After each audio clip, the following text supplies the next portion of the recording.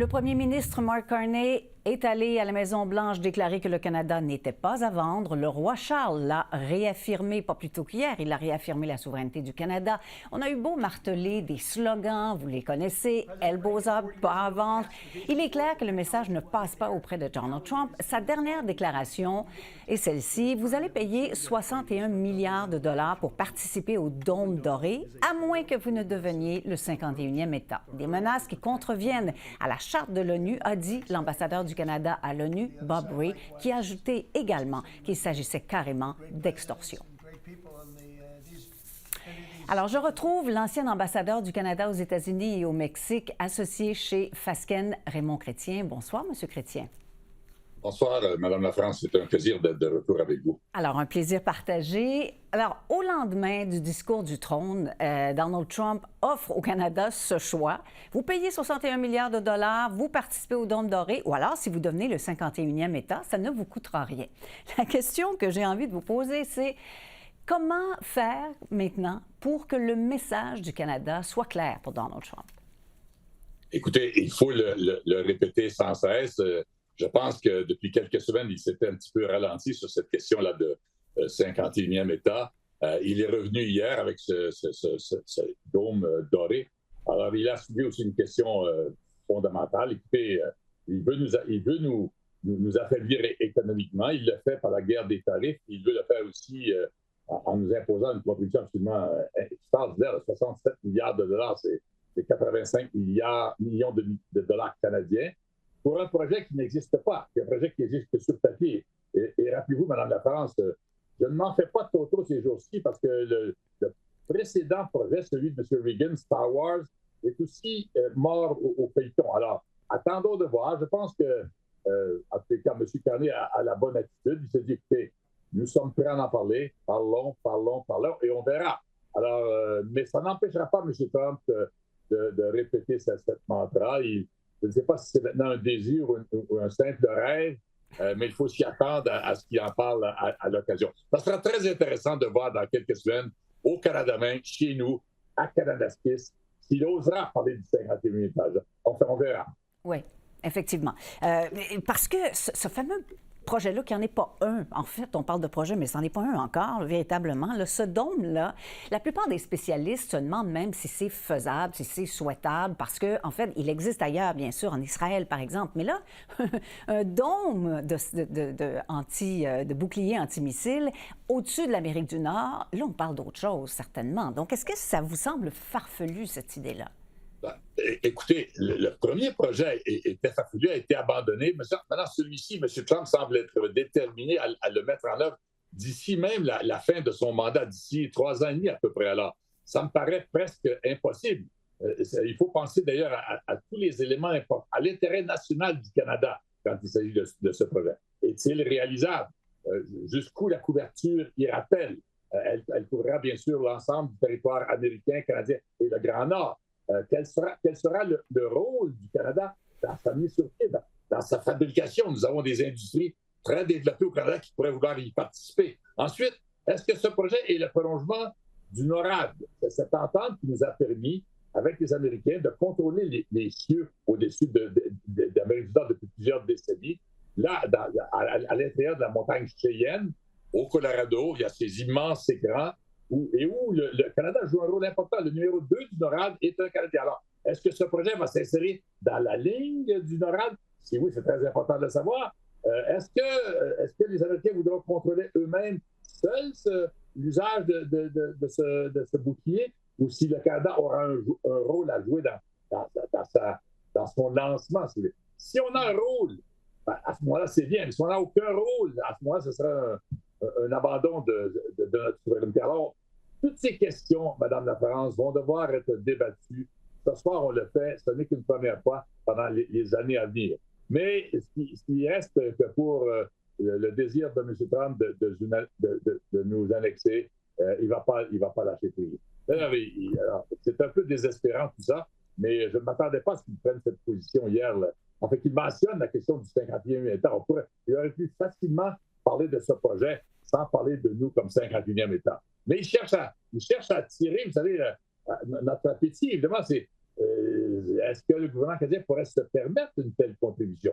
On a déjà d'énormes problèmes à nous défendre nous-mêmes, assurer notre propre défense. Dans le Nord, il va falloir augmenter notre budget considérablement, simplement pour rencontrer la nouvelle norme de l'OTAN qui va passer de 2 peut-être à 5 d'ici un mois. Encore une fois, ce sont des dizaines de milliards de dollars qui sont perdus. Alors, jusqu'où pouvons-nous aller dans cette voie? Il faudra voir. Oui. Et la déclaration de M. Trump arrive au moment où le roi, qui avait réaffirmé la souveraineté du Canada, qui était venu ici en visite à Ottawa, au Canada, son avion venait à peine de décoller, que M. Trump se lançait dans cette déclaration-là. C'est quand même pas anodin.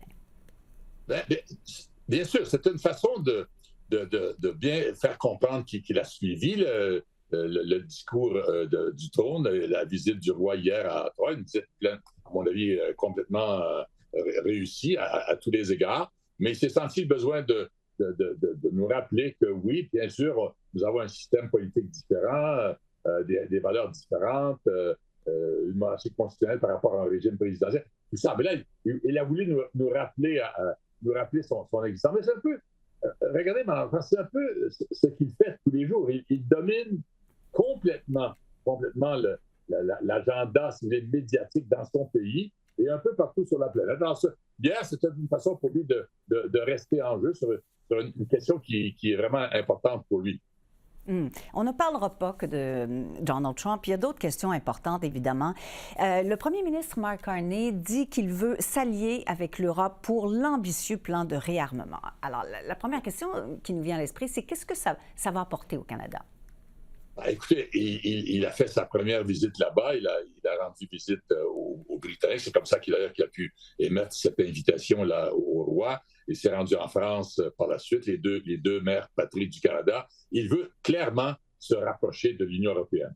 Alors, on le voit dans sa façon de penser. Monsieur Carney a évolué pendant plusieurs années en Europe. Il connaît bien le paysage politique et économique européen.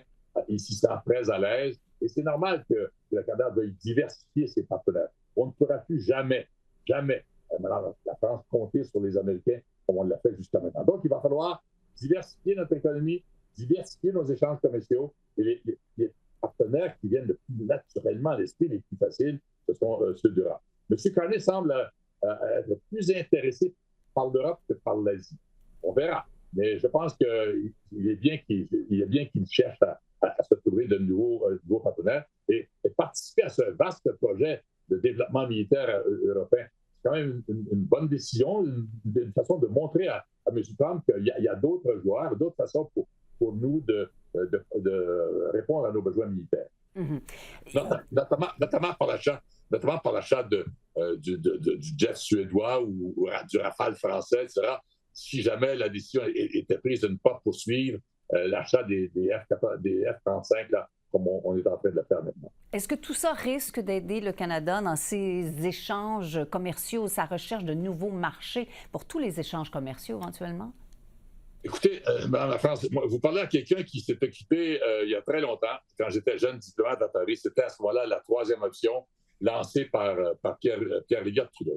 On a travaillé là-dessus pendant 1 an ou 2 pour se rendre compte que finalement, ça n'a pas très bien marché. Alors, encore une fois, moi, je serais curieux de voir jusqu'à quel point nous pouvons nous éloigner de l'immense marché américain.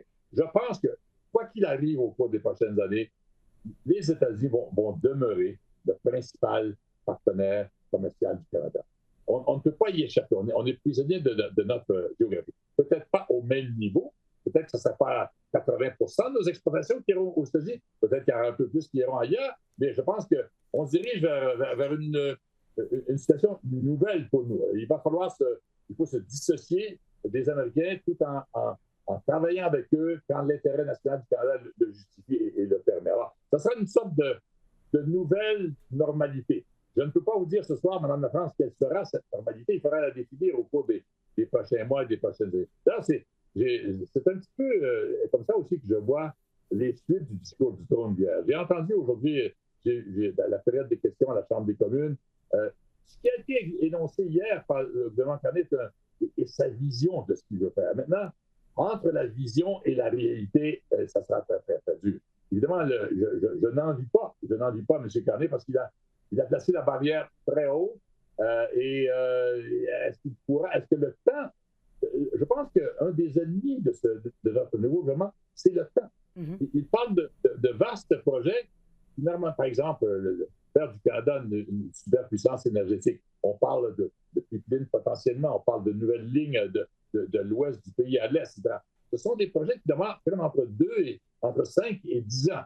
Est-ce que M. Carney et son gouvernement auront la volonté politique, la persévérance de continuer et de le faire assez vite? M. Carney insiste beaucoup sur la rapidité, mais je pense qu'il va se rendre compte rapidement que ce n'est pas aussi facile à dire qu'à faire la rapidité au Canada. Oui, surtout quand on s'attaque à des grands chantiers quand même. Alors, il y a des événements internationaux qui approchent, vous l'avez mentionné, le G7 par exemple. Il y a le Globe and Mail qui dit que le premier ministre Carney aurait invité la présidente mexicaine. Est-ce que c'est ce qu'il faut faire, vous pensez? Est-ce qu'il faut se rapprocher davantage du Mexique? Oui, écoutez, d'abord, les événements importants, on les connaît, vous les connaissez. Ça sera d'abord le premier sommet de M. Carney avec ses homologues provinciaux, je pense, ce week-end à Saskatoon. Ensuite, il y aura rapidement, quelques semaines plus tard, le G7, la rencontre.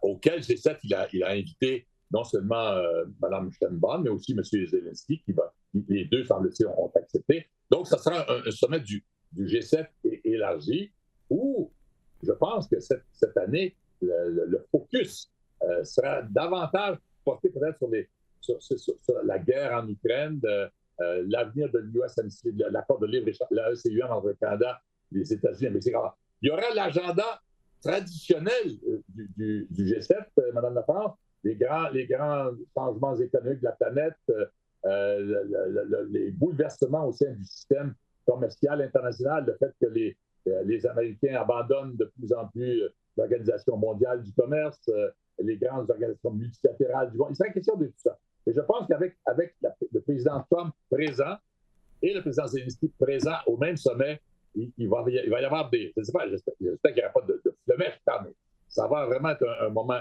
important parce qu'il y aura aussi non seulement ces hommes-là, mais le Britannique sera là, les Français sont là, qui sont absolument intéressés et touchés par le conflit entre l'Ukraine et la Russie. Mme Sheinbaum, bien, elle va être là. Il semble que M. Trump l'entende bien. Alors, ça sera peut-être un atout. Et pourquoi ce qui est important, à cause de sa présence à Mme Sheinbaum, c'est qu'enfin, on ne retourne pas, on ne sait pas de mettre de côté ce qu'on appelle la relation trilatérale, le trilatéralisme. Avec Sheinbaum présente, je pense qu'on va essayer de voir si on ne peut pas sauver les meubles, renégocier la ECUM en 2026. On verra rapidement, je pense, lors de ce sommet, si on abandonne ce modèle pour repenser le tout et penser à l'établissement, par exemple, d'un nouveau lien commercial bilatéral seulement avec les Américains. Alors, ce sommet du G7, Mme Lafrance, il sera très, très, très important. Mais je reviens à la rencontre de dimanche.